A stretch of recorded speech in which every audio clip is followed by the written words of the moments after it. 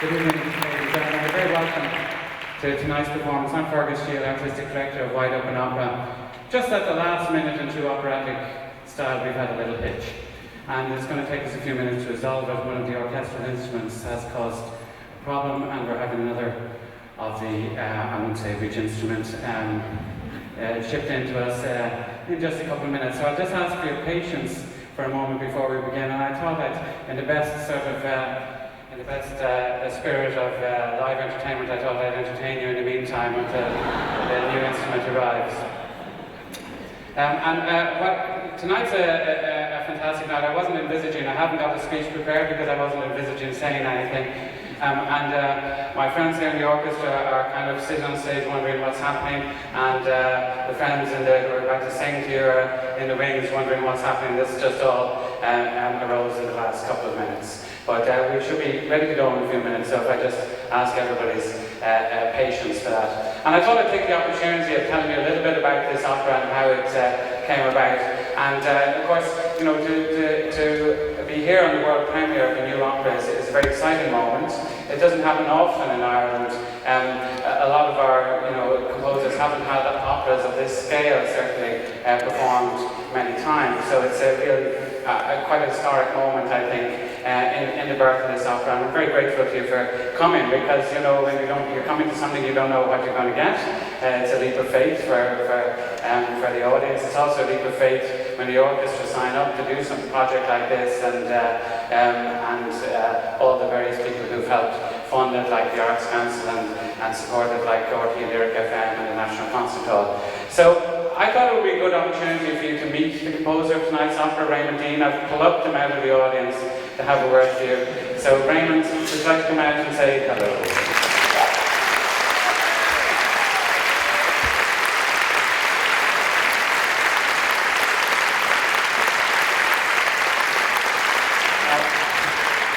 Raymond wasn't expecting this either, so he's not prepared either.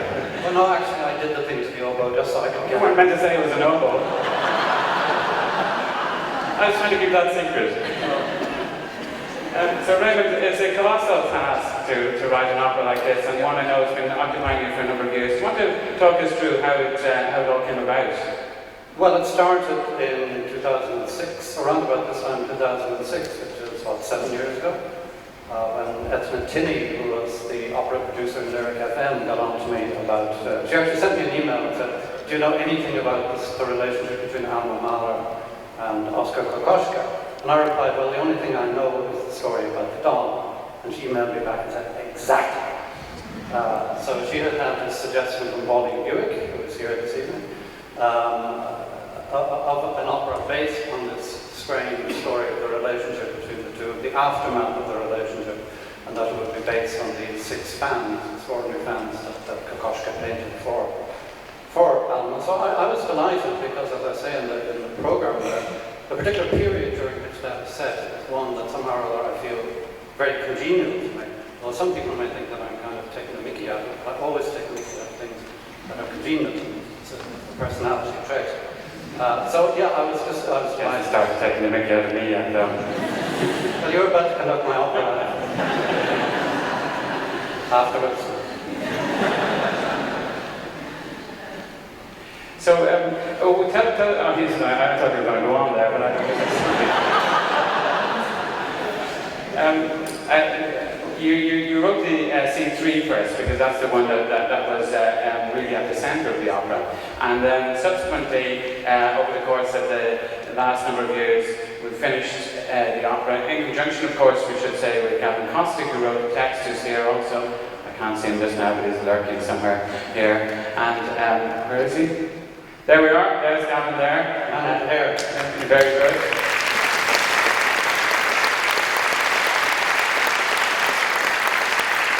And the concept for this opera was, of course, proposed to Edna Tinney by the artist Pauline Buick. And Pauline's here also. I'm not sure where you're sitting, Pauline.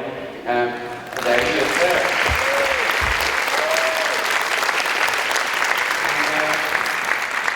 So what we've done for tonight's performance, on this screen up here, we'll get rid of the writing in a few minutes, and throughout the course of the opera you'll see some of Pauline's illustrations of scenes, and now some of them directly related to what happens in the opera, and some of them with a different relationship, or just in reflecting the moods or the atmosphere of what's happening in the opera. But Raymond, I'll come back to you and just tell us. Wagner, of course, features in this opera, and I suppose it's like giving away the punchline if I tell everybody that the libretto from Tristan and Isolde will appear. And tell us a bit about. But Alma Mahler uses the libretto in order to seduce Kokoschka, but of course there's more to the Wagner than just the libretto, isn't there? Yeah, well, it's actually a historical fact that was how she, shall we say, introduced herself to Oskar by singing and playing the libretto from the end of Tristan and Isolde. So for me that was a gift from heaven, because in a previous work, incidental music for a play based on writings by Angela Carter, I had used that same music, but I inverted it. I had the idea that kind of inverting this classic symbol of romantic passion was the right way to approach it. So in this opera, the music of Tristan is very much in the DNA of the way I've structured the music. You won't always recognize it. In fact, some of the musicians didn't even realize that they were going around whistling bits of Tristan and Isolde backwards. So that's the kind of thing I've done.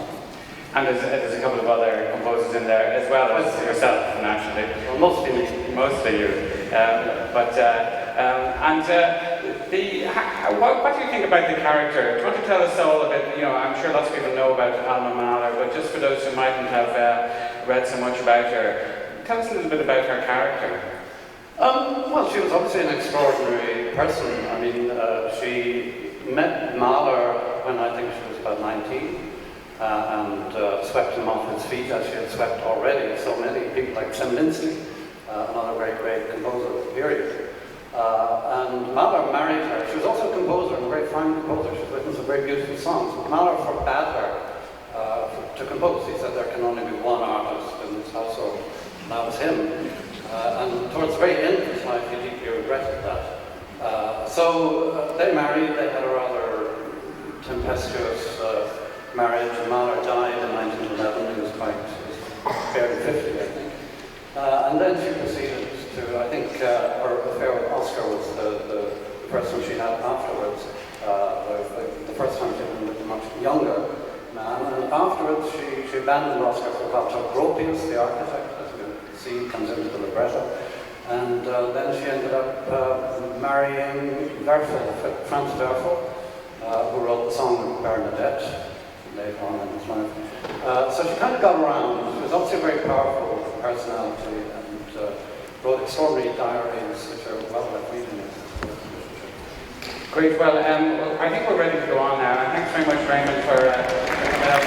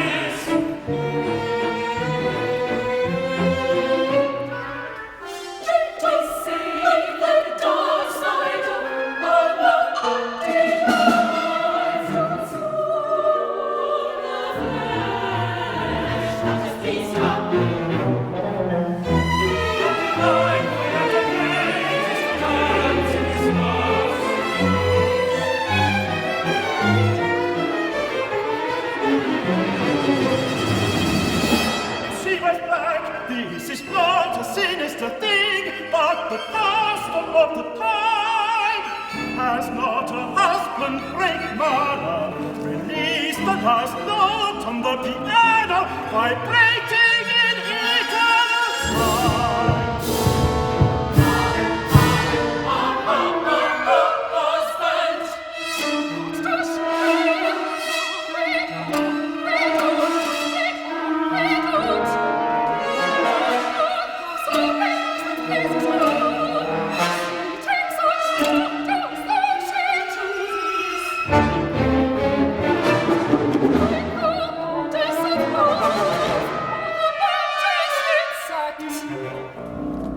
How I hate the sound of that woman.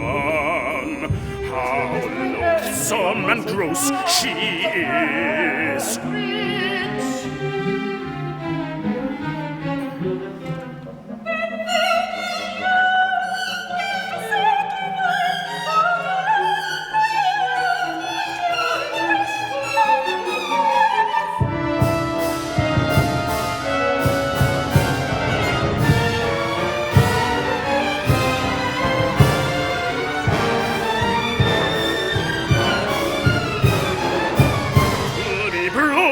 Here as a pet artist to play the part of a puppet for her casual amusement.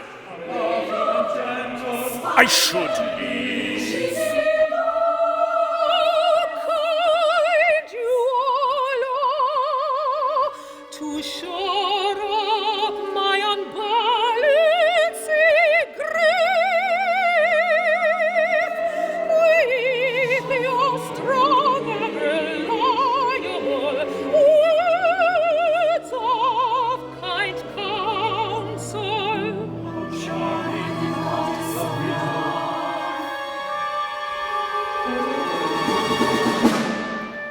And how tactful you are to understand that though a widow had sent no invitation, you are welcome to the plentiful wines laid down by my late husband, and to sit in his chairs where once he sat so recently.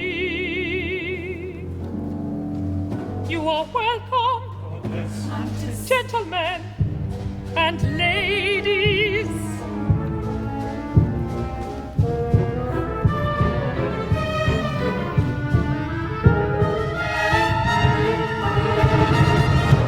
But forgive me, is the company the same as the last night and the glittering night before?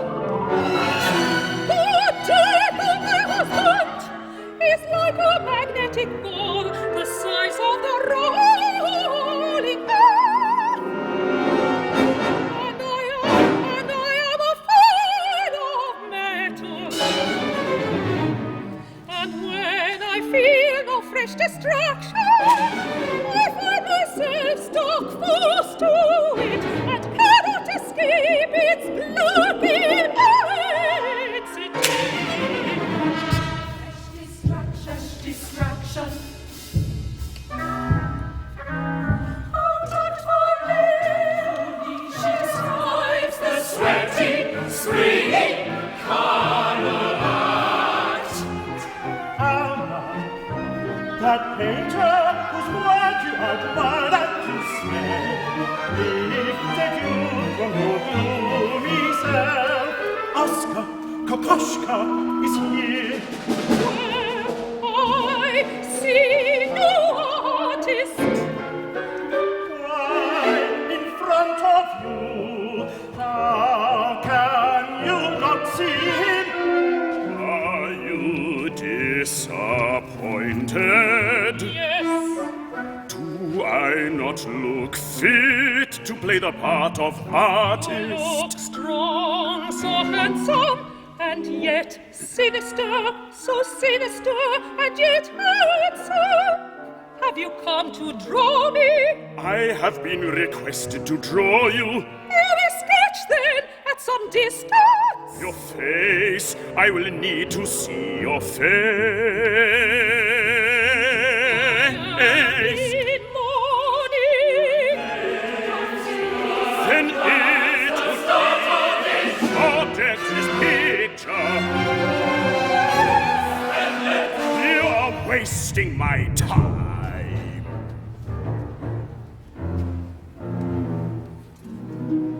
I see the patch at your elbow and the rasp of your shoes. Who are you to speak this way? You have offended him, Alma. Sir, do not be insulted. If she's behaved okay, it is a compliment. Madame, I shall return the compliment. Truth with truth. I am Oskar Kokoschka, the last of the great romantics and the first person of modernity. I have it in me to make you immortal. I have no need for manners. I have a need to see your face.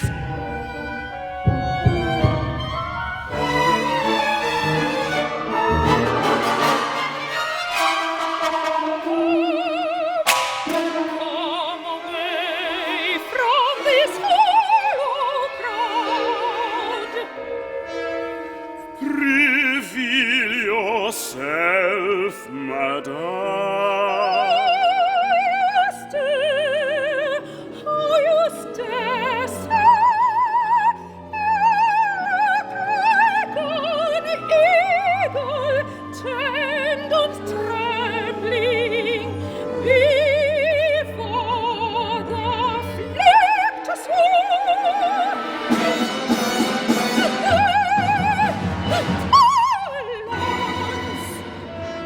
Reveal yourself, madame. How you stare, sir, and yet I have been trapped in the heavy gloom of the underworld for so long now. But under your eyes, and suddenly I am alone. Reveal yourself, Alma. How you stare so intemperately. I feel my flesh again, warm blood and breath. Come, let me play for you. You know the piece, the limb taught. Here I shall play and sing, and if I am to sing, I must lift my veil, and so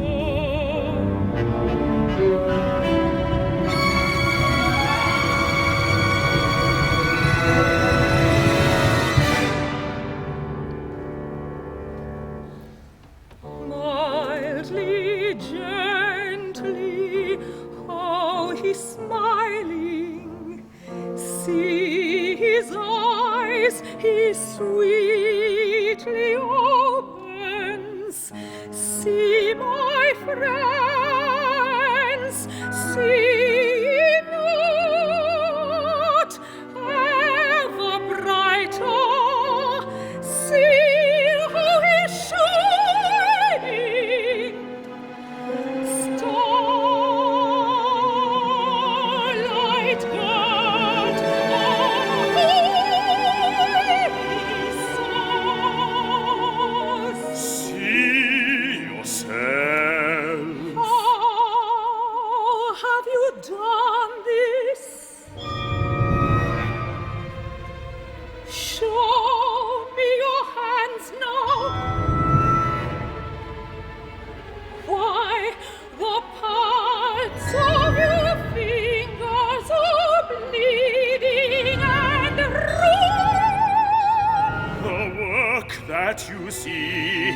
is not of my doing. The breath of your voice has flooded my bloodstream, rushes through my veins, and bursts out of my fingers. What you see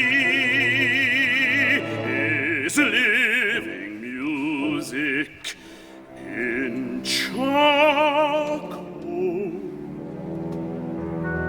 See not how his heart with courage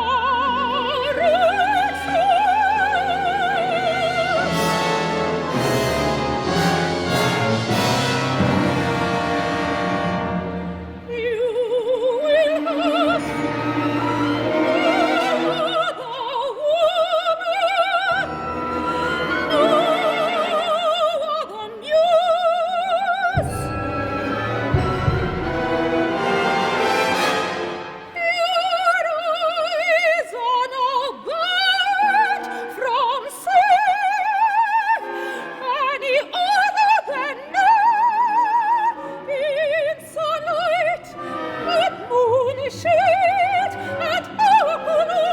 shadow.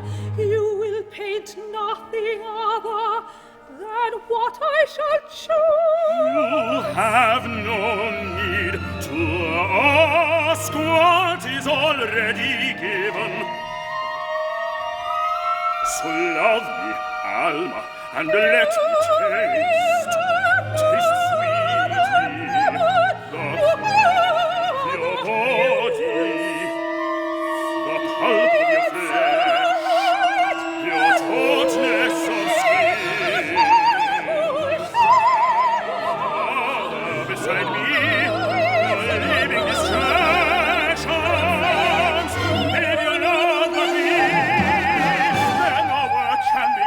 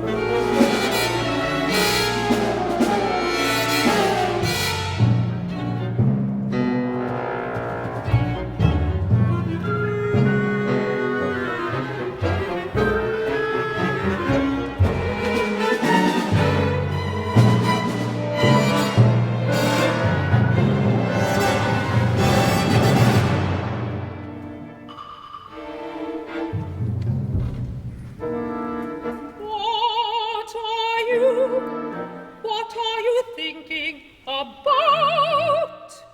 Turps.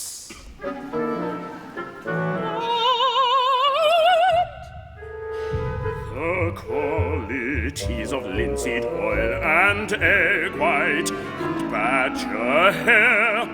Is that all? What else is there? After Oskar, love!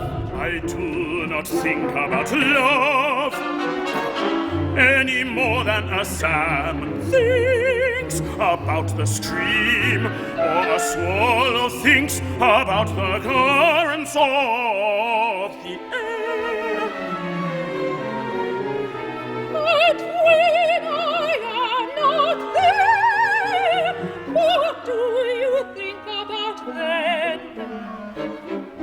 You, which is both what you want me to say and the truth.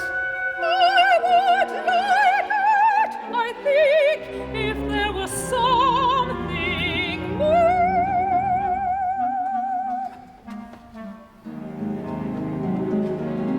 Do you know the story of Orpheus and Eurydice? How the famous artist went down to hell to recover his bride from the Lord of Death, Hades himself. Do you remember the bargain that was made, that Eurydice could return to air and life? If only Orpheus did not look behind along the way. Of course, I know this. It seems to me that I am Orpheus, rescuing you from the Lord of Death. For when I met you, were you not all in black? And further, was there not a great gloom, shadow of a great man, all about you? And have I not brought you forth from the darkness towards the startling? You flatter yourself somewhat. You asked me what I think about when you are not here. Well, I think about the question, why was Orpheus advised not to look behind himself as he sang so sweetly that the roots of the trees in the gates of hell curled about his head?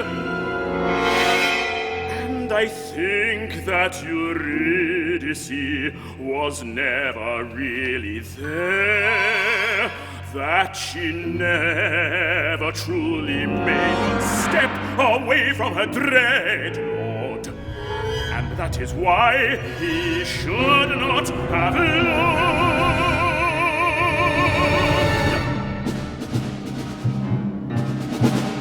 Why, when you are not here, I am immediately overwhelmed with a panic. All that has happened between us is nothing but a flimsy illusion. That you were never really there. And so I rush to you, and what I truly fear is one day I will look, and you will not be there.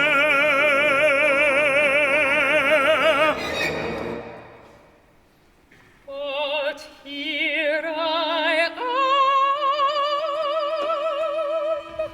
am. And so I paint and do not think, except of paint. Suppose I were to take the Why would you brush and step do it such into- a thing? Take the brush, I would go paint on with my then, take the fingers pen, in squeeze blood the- on my and shirt. squeeze the- Blood into on my the shirt front. As long as I had you, Have your pen, Mrs. Soul, I into would the still sails be of great. Still be great. But would you still obey if I said, Oskar, you must choose? If I will still marry had you, and you may love me still had you. But you must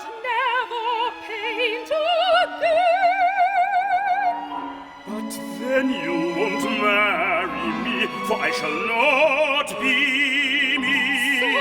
I cannot be me and not paint. My art is fed by my love for you.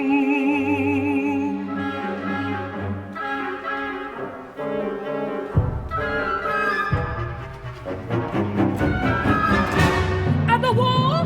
Do you think nothing about the war? What war? Even you must have noticed that the world has got war. What of it? What of it? And should you not enlist? Should you not offer your life for your country? People always talk about sacrifice and laying down their life, when what they mean is killing and murder. Are you asking me to commit murder? Schon wir nun niederbrechen Outpost, Oskar. No one but a maniac wants a war.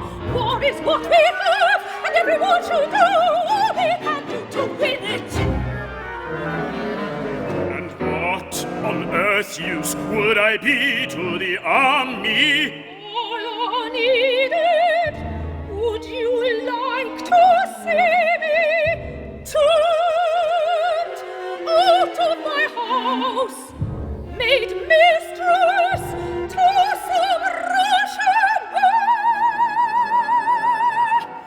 Is that what you want? Of course not. Of course not. Alma, do you really want this? Is this how I should prove my love for you? To go and fight, and perhaps to die? I think it right a man should come to his country's aid, and I think that I could not love a man who did not love me enough to protect me at need. But should such a man do valiant things, why then I should honor him all the more. Then it will be done.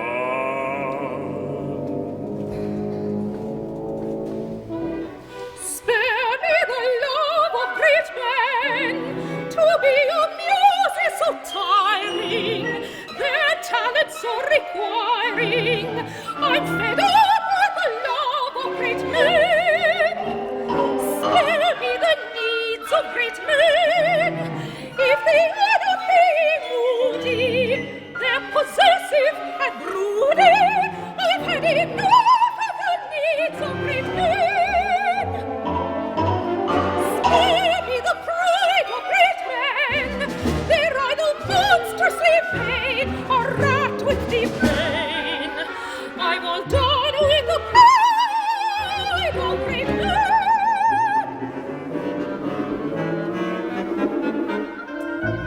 It may seem cruel and heartless to abandon him this way, but I'm smothered, oh so smothered, and dying day by day. Spare me the love of great men. To be a muse is so tiring, their talents so requiring. I can cope with the love of great men.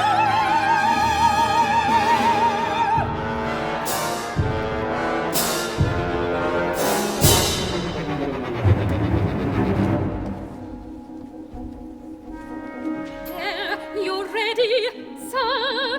No gentleman went so handsomely to war. I feel like an impostor or the owner of an ill-fitting fancy dress. Nonsense! You look very well. Is Alma here to see me on my way? I'm sorry, sir, she left only a letter.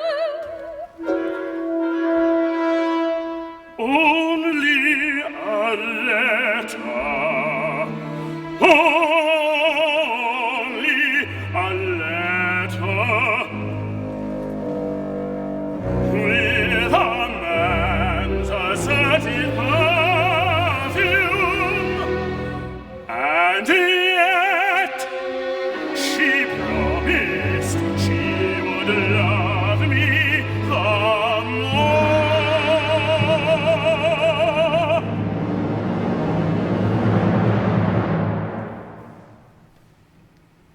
It is heartbreaking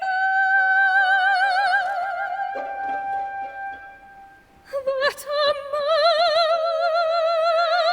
should be sent off to death by whispers of sweet nothings,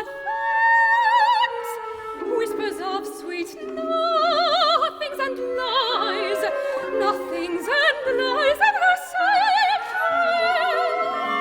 If he knew of these gropius, the latest of the disgraceful passions in which Alma now stays herself,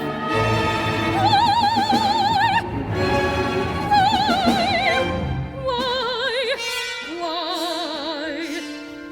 But it is not my position to comment, just to work, and take my pay. Good fortune, Oskar, there. A kiss for you, oh, soldiers should be kissed on their way.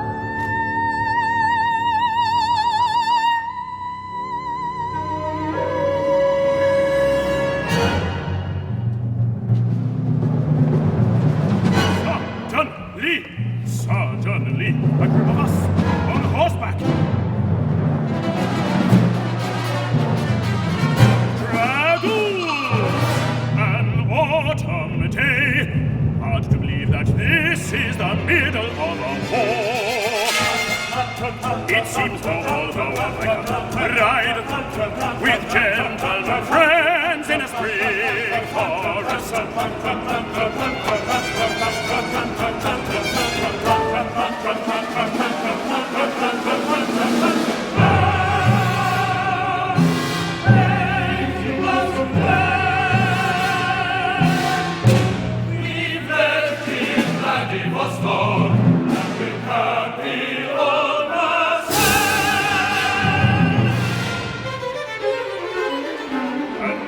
I was thinking, why has Alma not written? And that it was my duty to stretch some of the things I had seen, so that people would know what it means to be in a war.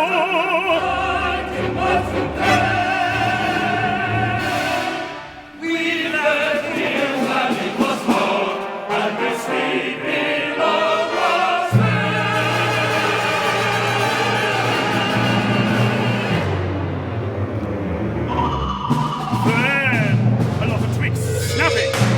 I'm in shots, firing!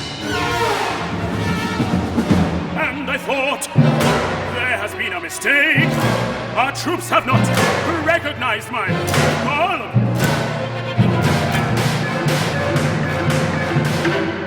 Except, of course, they were not our troops, but a line of Russian infantry. And I had some idea that I was supposed to point my rifle and shoot at them, and thus save Alma and Vienna. But my poor little palfrey flowered blood at the neck, reed, twisted, and stumbled. What is this heavy load on my leg. Oh, I see. How wet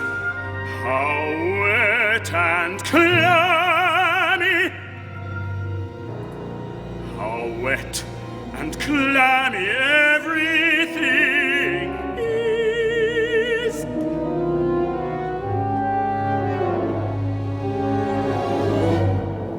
Quite disgusting. Pull me out, dear friends, where are you? I can't move. Pull me out, pull me out. Yes, you there, I am injured. Help me. I too have a history. A house with a patch for cabbages. For the war, I played chess with my brother on a wooden board in the summer.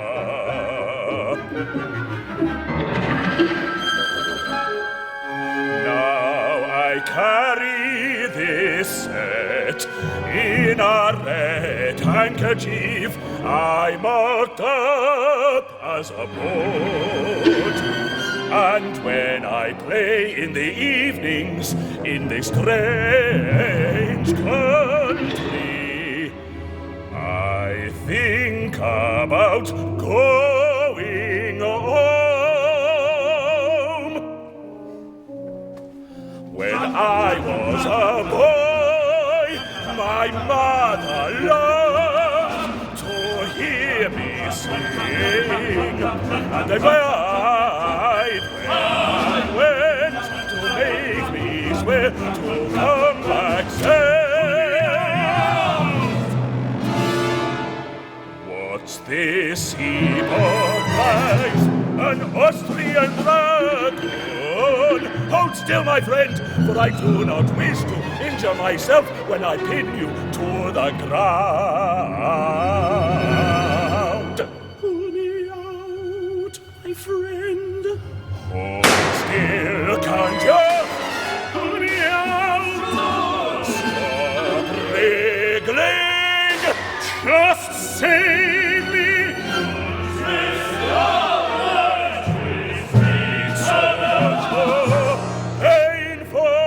If I can't get a clean stroke, can't bullets waiting to be fired. What's the Russian? Friends, you're an intelligent man. You don't need bullets waiting for this. You want a final message.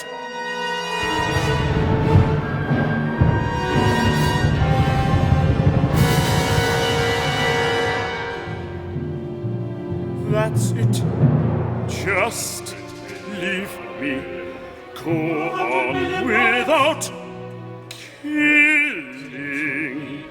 You're a fine-looking chap, a bit like my brother.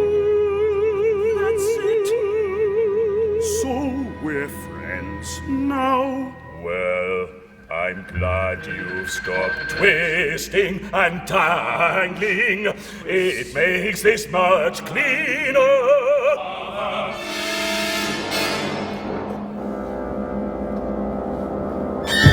I'm still going, Mother!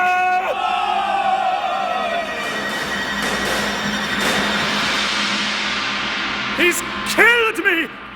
He's killed me. So this is what it's like to die. This is what it's like to die.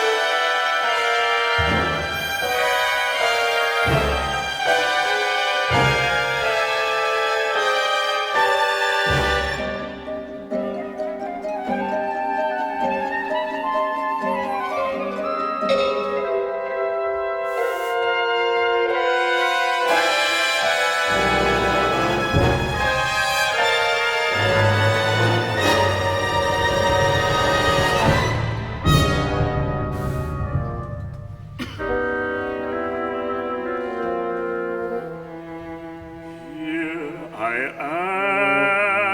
am back in the world, or so I'm told. Tell me, who am I? Mr. Oskar Kokoschka, lecturer in fine arts, Dresden Academy.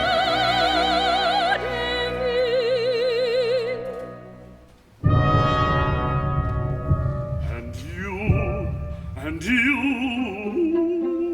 Hulda, the maid that you have been assigned.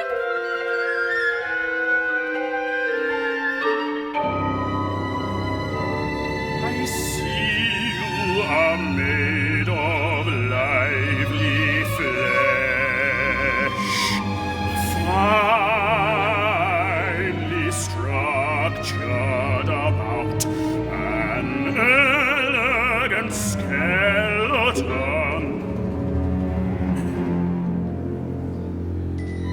I admire the practical motions of your hands.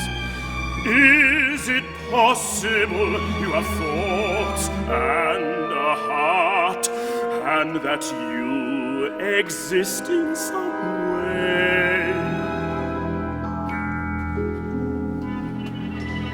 That you say your prayers in your little bed, under the sloping eaves, and perhaps have a boy slip away to meet in a tea room on a Thursday.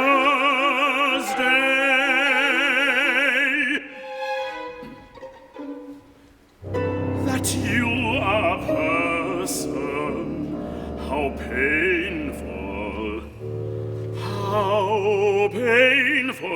it must be. I heard not. How painful.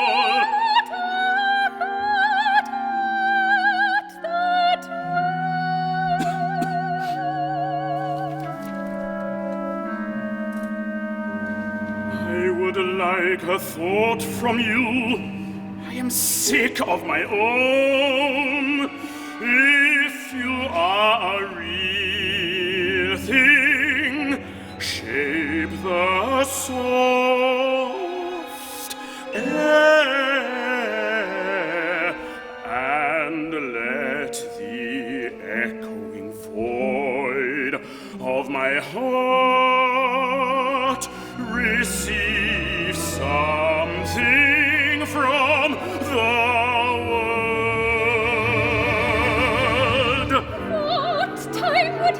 What time would you like your tea? This is meaningless. Your morning tea. Shall I bring it here to the studio? Your predecessor liked a piece of fruitcake with and the newspapers which he read for the reviews, the horses, and reports of the coming revolution. Will this make me reel? Pieces of dried fruit on a Dresden plate. What revolution?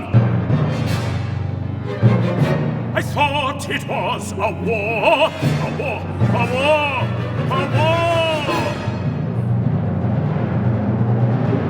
I'm sure that I was killed in the war, and not in a revolution.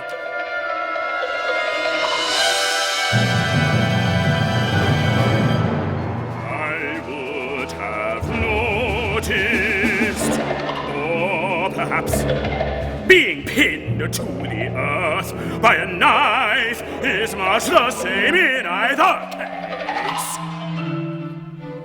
The war still goes on, but has sparked a revolution, which they say will sweep up all the world and throw it down unrecognizable, and throw it down unrecognizable.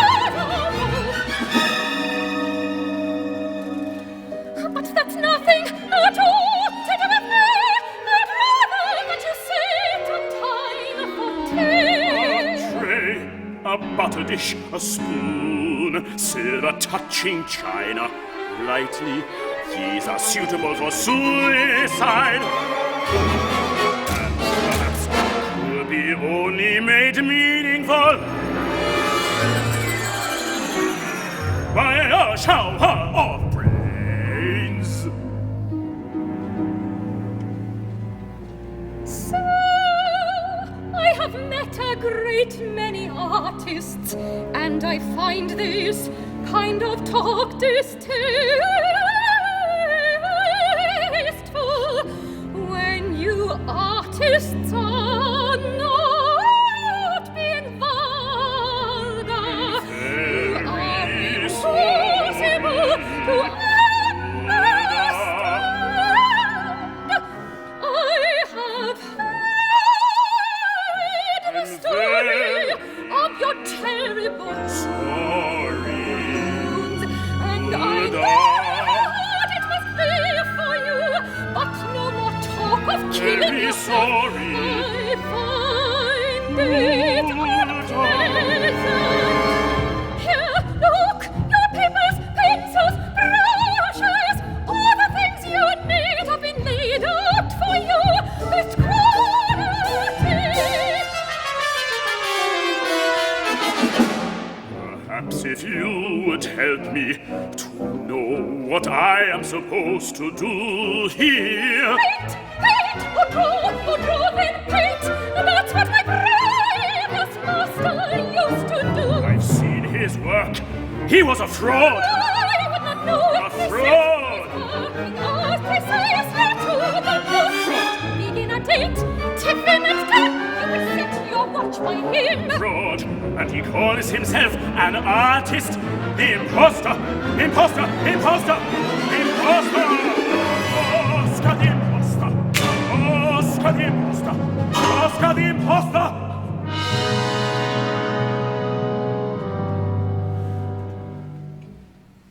That is what I am now.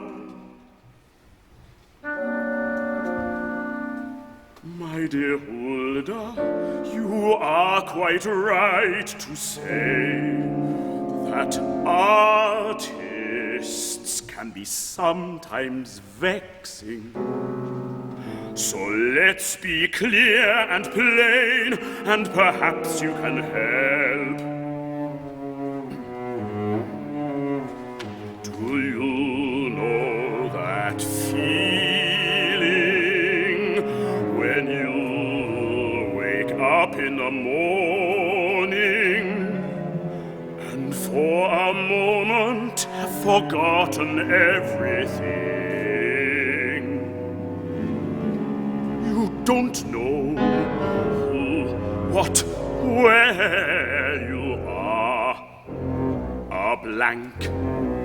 Just the animal self alive, but all otherwise a mystery. Then it sweeps back with the smallest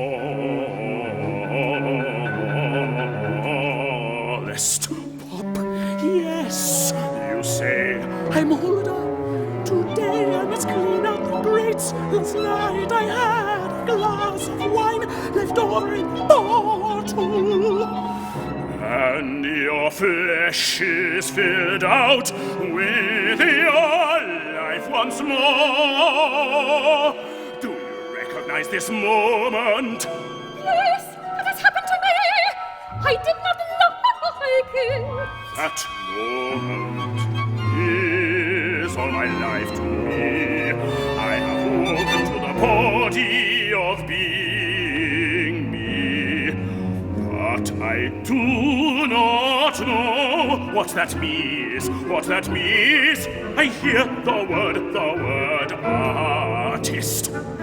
Applied to the thing that is me. And the label will not stick. These hands, look, these hands belong to to somebody who no longer exists. Is it the wounds that are done this? Is it the wounds? The wounds, yes, the wounds. Yes, yes.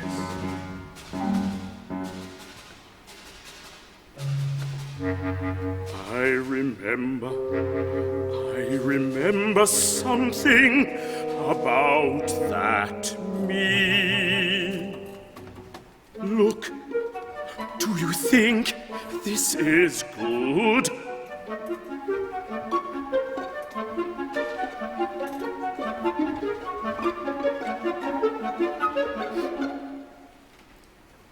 Do you think that this is good? Does it look like a flower? Yes, yes it does.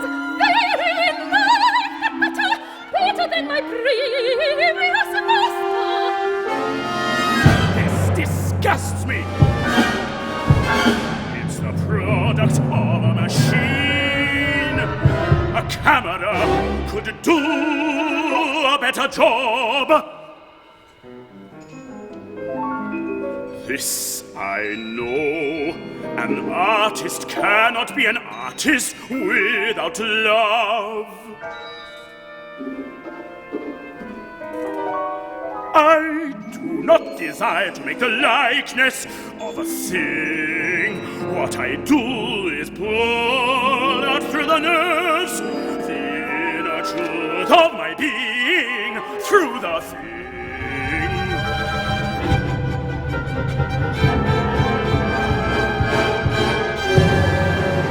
Without the location of me inside myself, there is nothing left.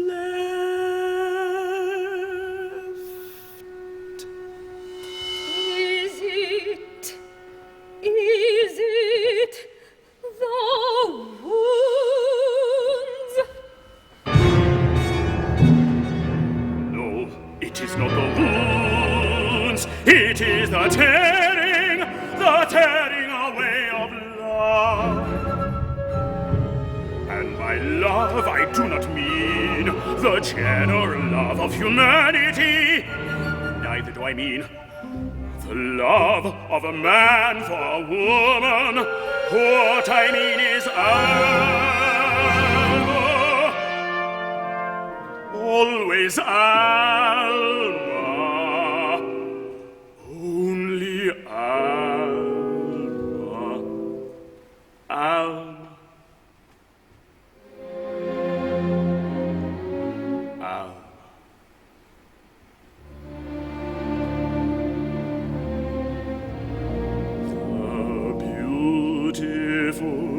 Merciful star of the sky, the pole around which the axis of the night rotates.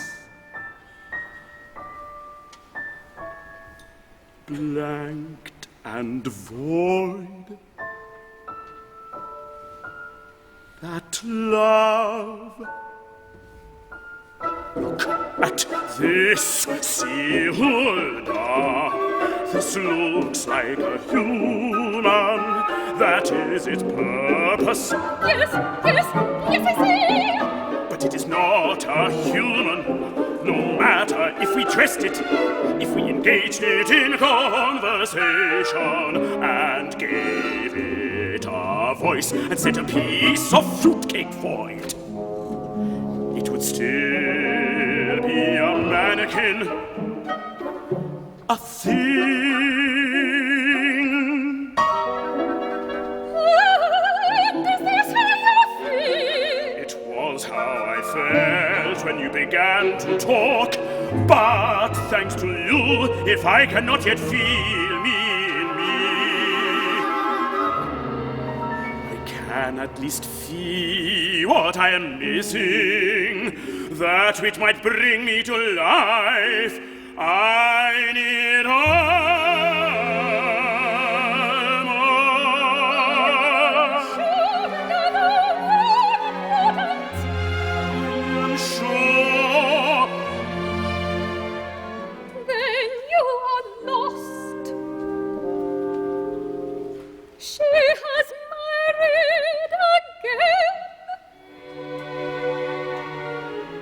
without Alma.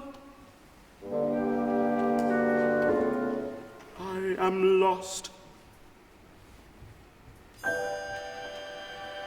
Hulda. Who made this dummy?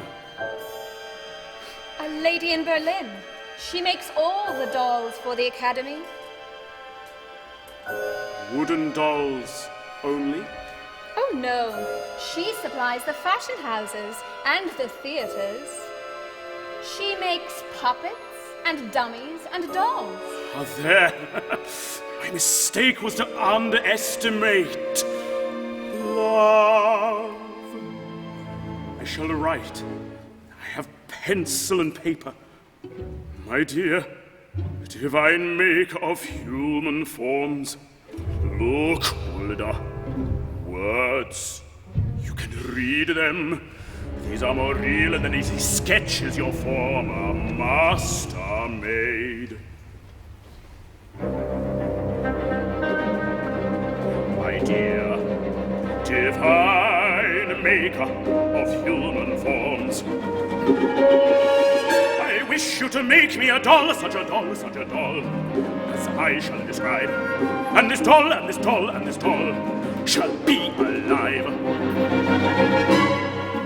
Look at him writing and writing and writing. Here's all your skills. Poison. Start deep within.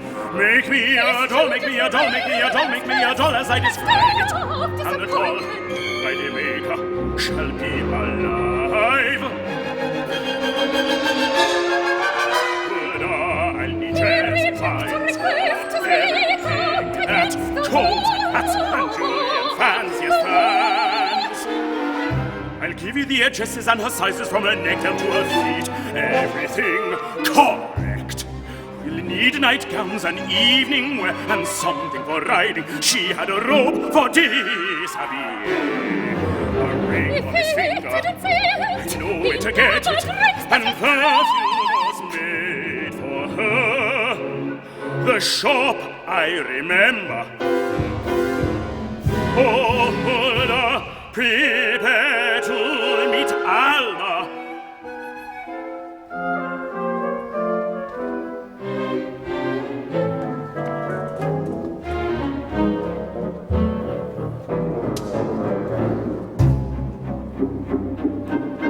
My dear divine maker, said in this letter that 6 weeks were needed. And it's dedicated to her. It is 10, and you'll tell me her head is not gone. I'm extremely upset. The bull in the hand lost his baby, and must go to find her. But I understand you wish for perfection.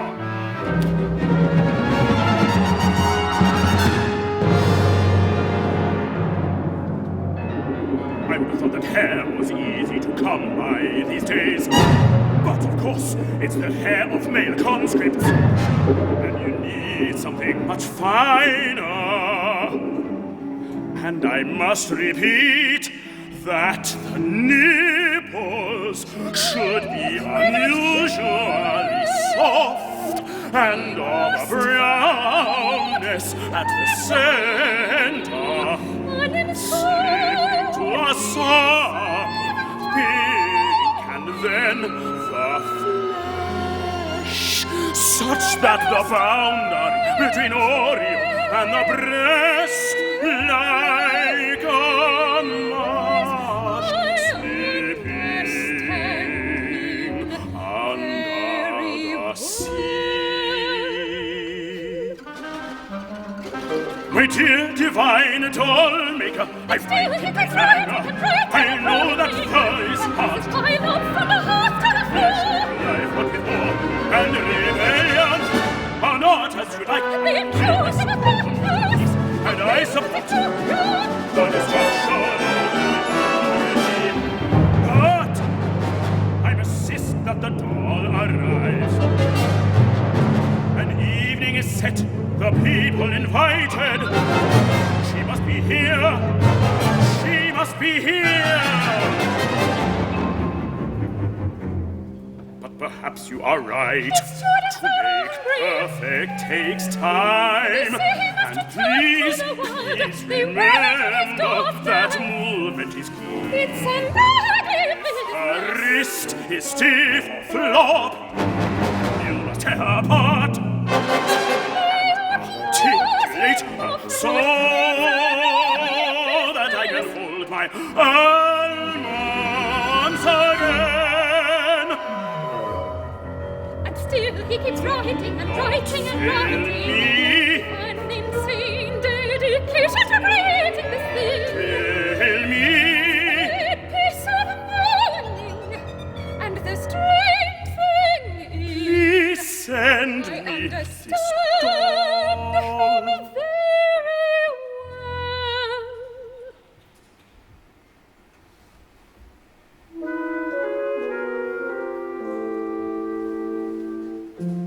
Has she arrived? It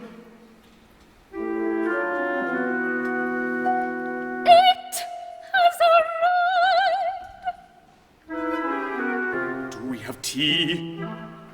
Do we have toast? She will be tired from her journey. So,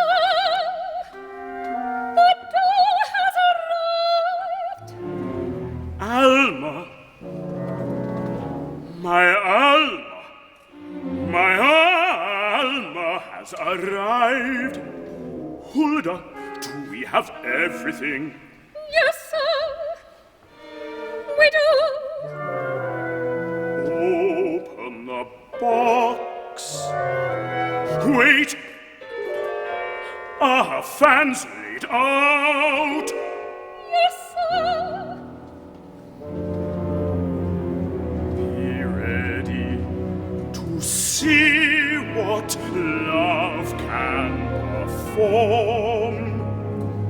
Open the box now and see who is reborn.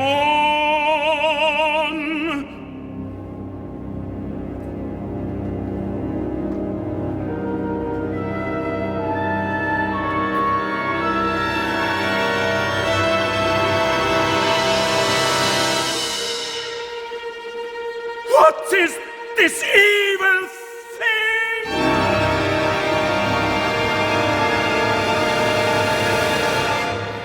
What did you expect to come out of the box?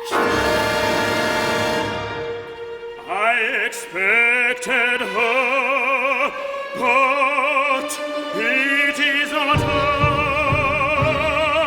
But it is not her. It is not her. It's not her.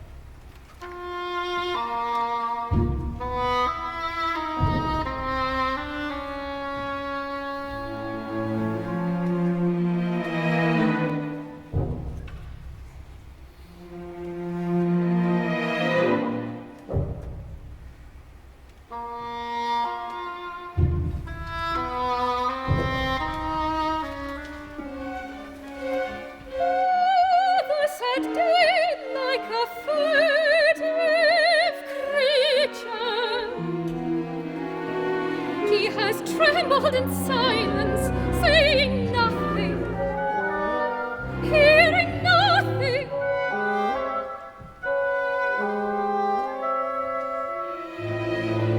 All the Saturday, like some evil fetish,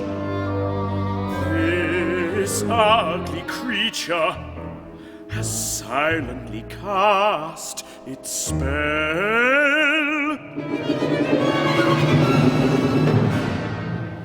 Now in the long slow shadows of eve,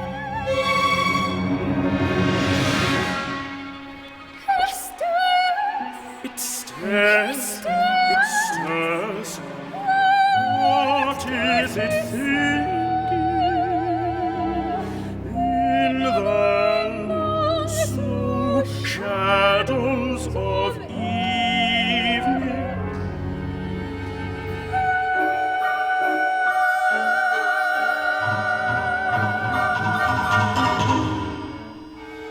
Do not fear this gentle thing.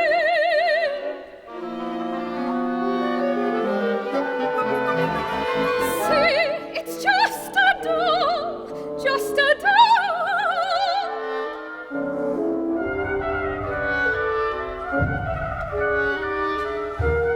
If it's not the Alma you wanted, it is not this pretty girl's fault.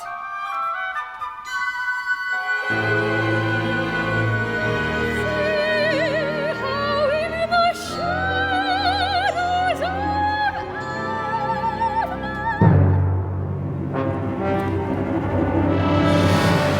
she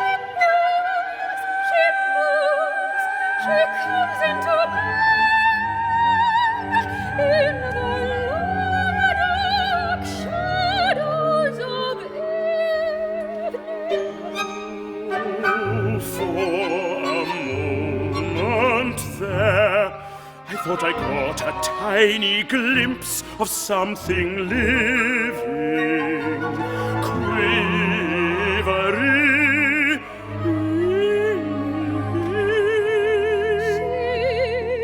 She cannot be breathing,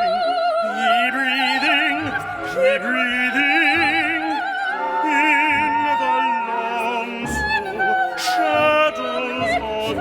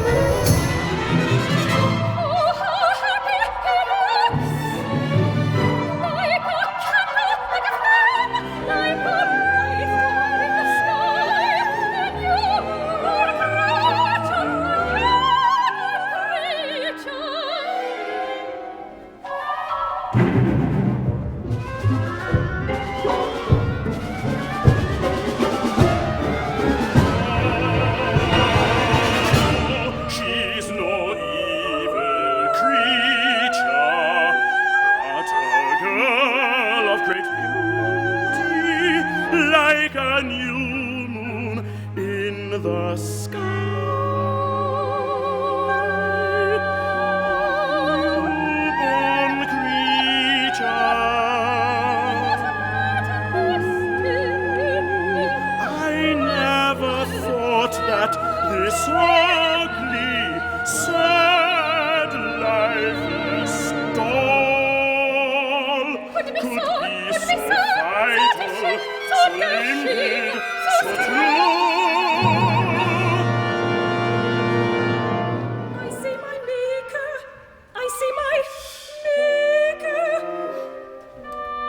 and I step into time.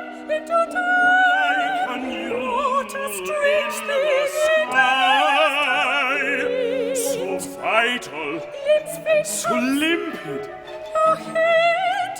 so true.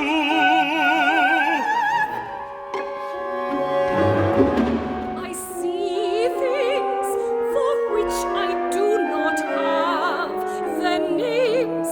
I see myself through this man's eyes. In my reflection in him, I see myself. He is turning me into something of his pleasing. Oh, words are coming, oh, so fresh, like a brush stroke applied for the first time, I see. Oh, she's a girl of great beauty, so vital, so limpid. I must always have been dancing.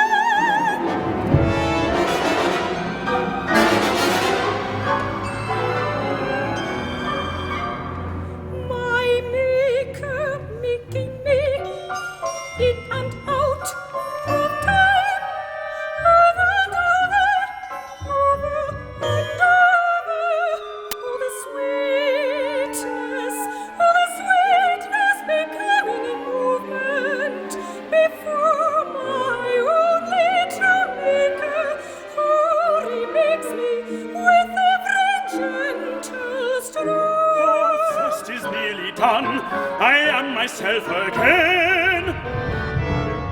And now, Hulda, we shall go riding. Proper clothes are needed, have her dressed. She will see the city with me. The bitter almond trees and the wrought metal balconies. She has so much to see. See that she is quite respectable.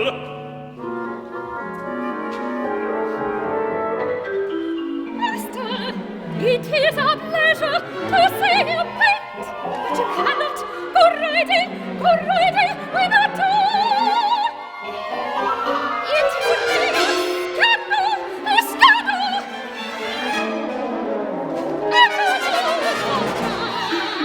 It would be ridiculous. Carriage, then. Order a carriage. She will not fall from a carriage. And a pair of seats at the opera. She will come with me and I will show her the world. Yes, and champagne and glasses to see if she wants to. And if any should meet us and look sideways, I shall cut them dead. She will sing, she will fall. Not if you are with us. Hulda. What, sir? Lead to a door. Please,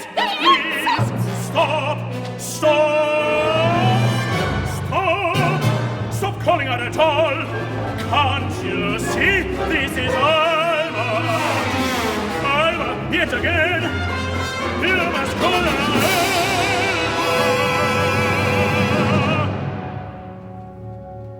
Oh no, oh no, oh no. I have a name.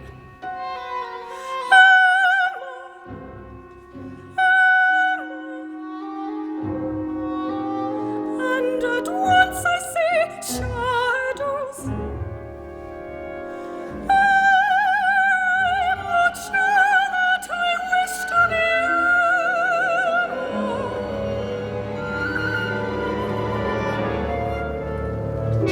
But he is my maker, and he must know. He must know. Well, then I am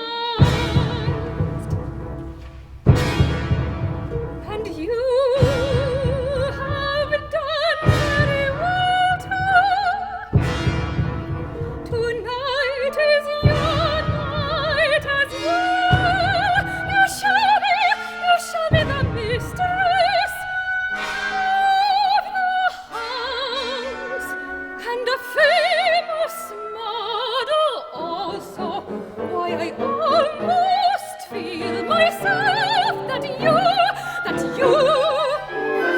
it's enough to have one lunatic about the place.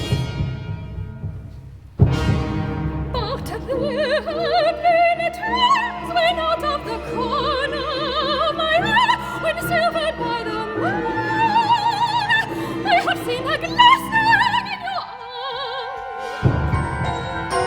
But you have not been such a bad mistress. Hulda, I've been thinking perhaps we'd better cancel. What? You mean cancel? The light is not right. I don't like the easels. They probably won't come anyway. Try and get them out. Old Dresden is talking. I cannot wait to see. I'm not so sure. Nerves, sir. Are you afraid of what they'll make of your friends? Yes, I am afraid. But they are magnificent. Oh, they are magnificent and great and true. But once they are out, once they are gone, once a painting is seen by other eyes, it stops being that which is living in my mind and becomes another object in the world. So you're off again. You would feel better if you were dressed. And perhaps a glass of champagne or a brandy. It cannot be cancelled now. They are due. So come and get dressed. Very well. Perhaps I have time to emigrate. You have time to get dressed. Are you pleased with what she's wearing? Will you not? Alma!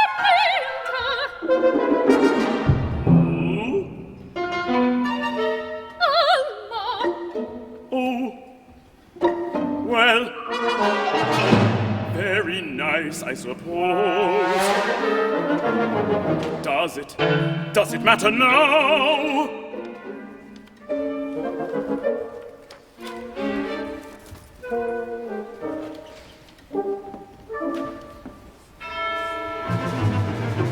Does it matter now?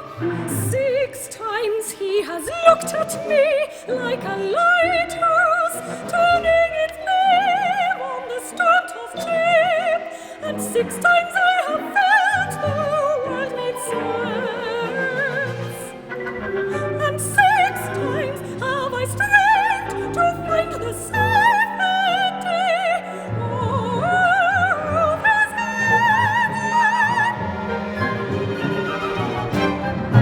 And only as the water smoothed and the light of day might come at last, and I began to feel that I might unsave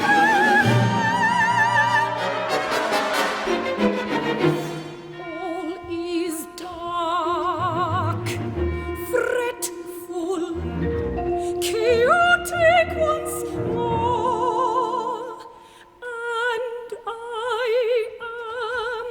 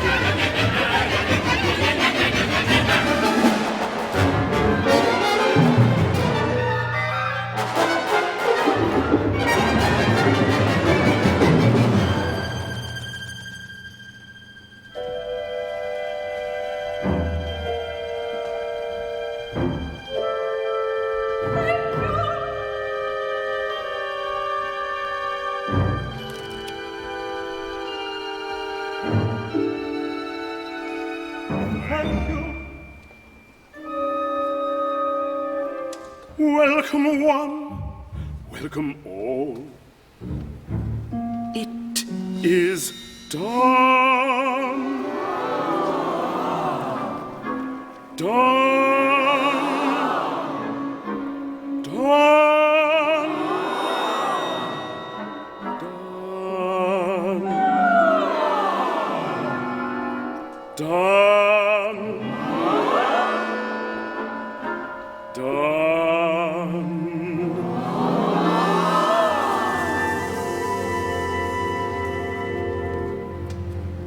They are so ugly, beautiful. It has nothing to do with beauty.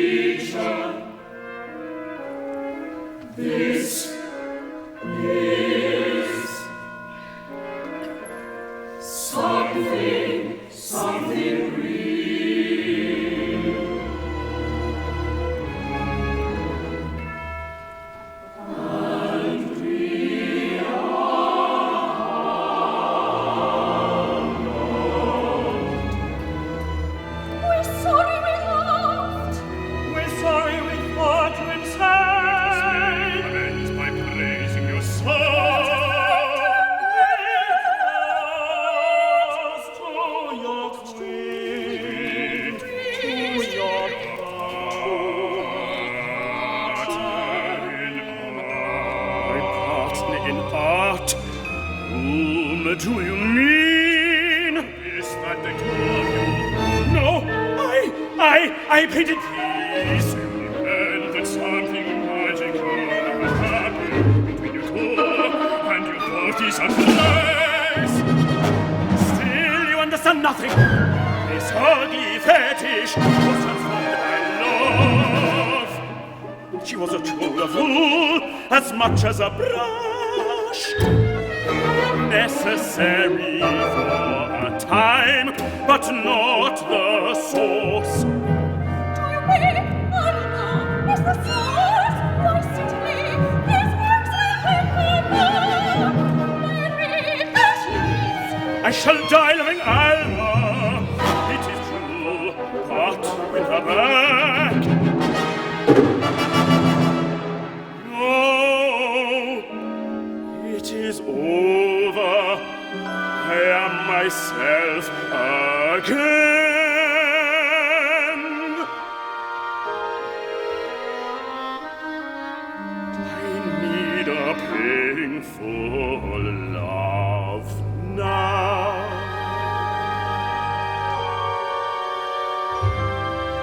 'tis done. Unbelievable! I can't accept it. She's leaving me for me. No, she is just a doll, as she always was.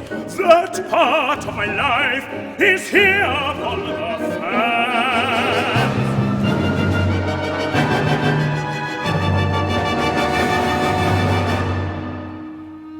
That part of my life is now done. Let us celebrate. Let us celebrate tonight. No, no, no.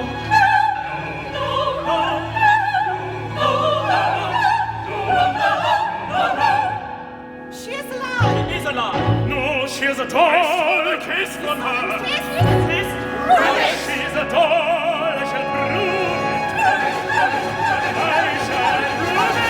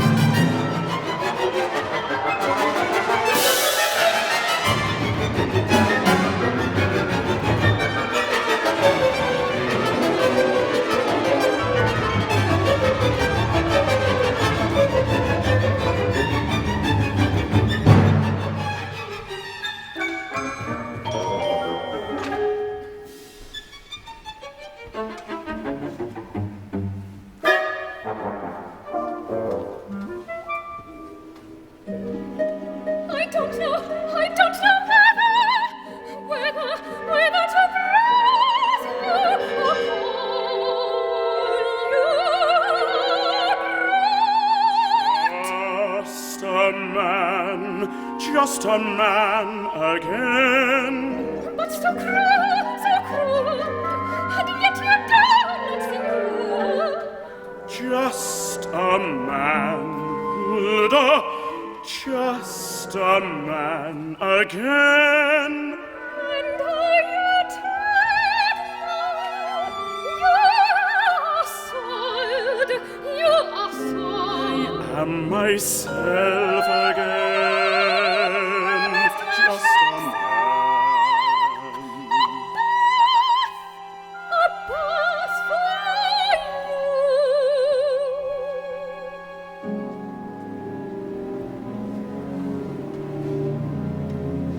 I am a man again. Just a man again. I am a normal man again. Just myself again. That is all. you should stay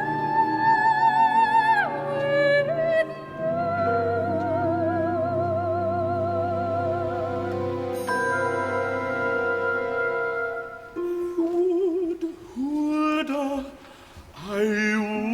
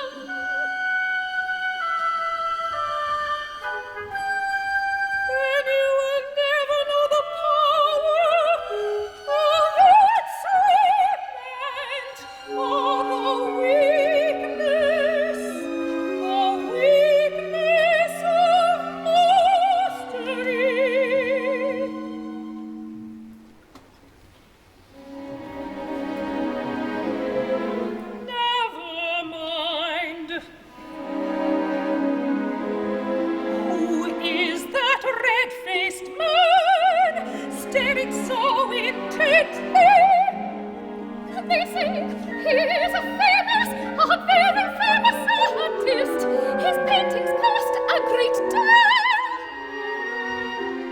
Tell that artist the greatest of his lovers is here, and would talk to him. Yes, I shall tell him, Signora.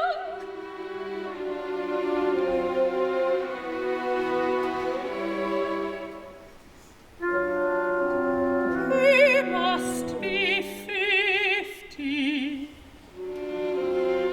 and yet he moves like a boy.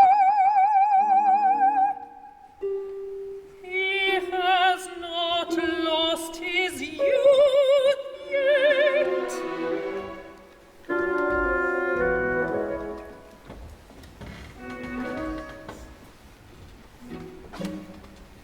Alma,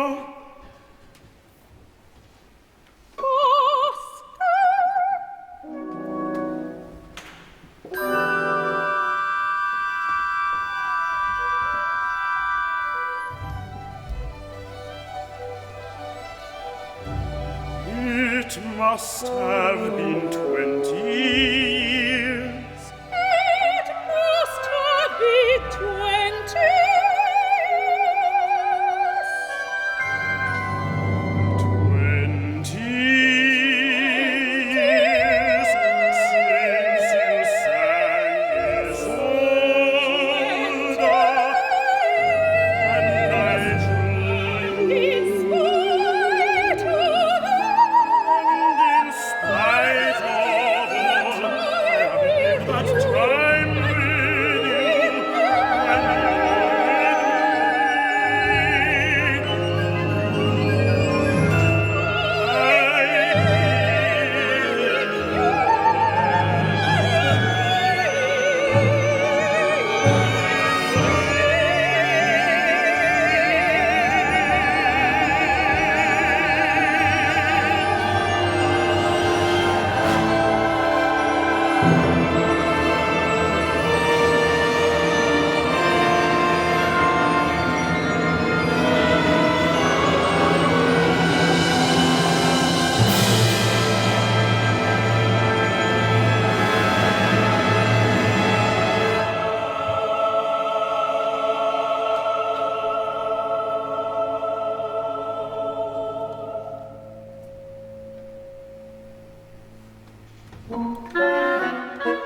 when and yet you betrayed me.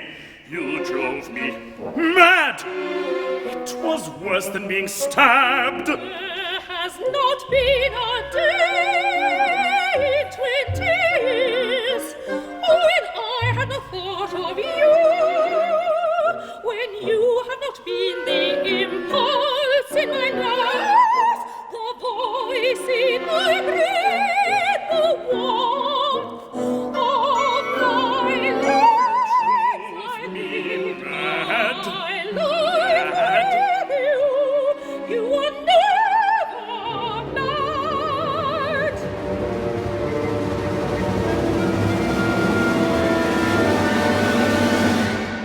The world thought you mad for the door. The world did, but the world itself went mad and nearly distressed.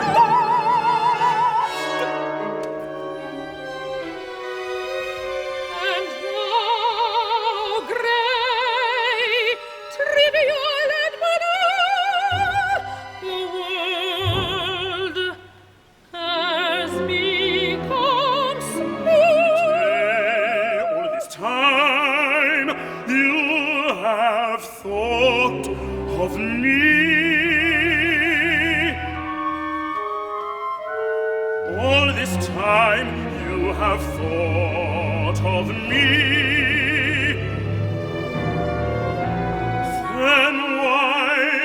Then why did you abandon me?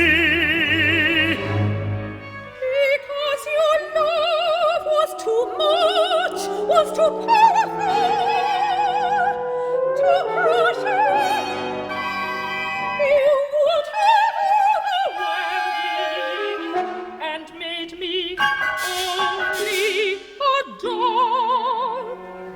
Besides, a broken heart is good for an artist. I gave you your subject.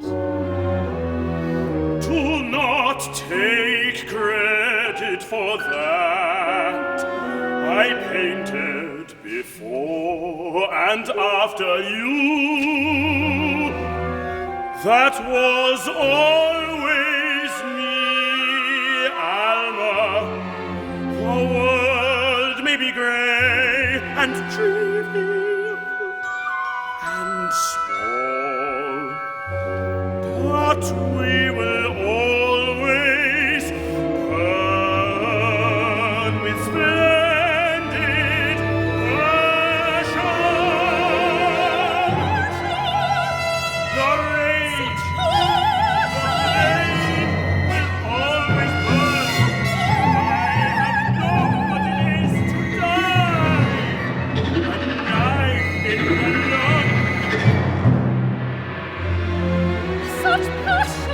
Known what it is to love life in the heart.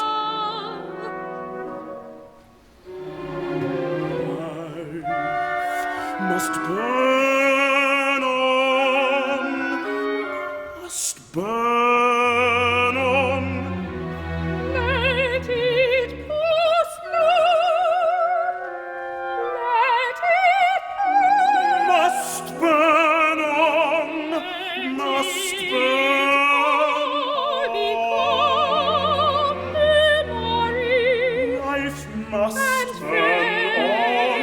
Must burn on. Let it pass, Oskar. Yes, life must burn on. Yes, Let us understand life must burn and fade. And fade. But your Yes.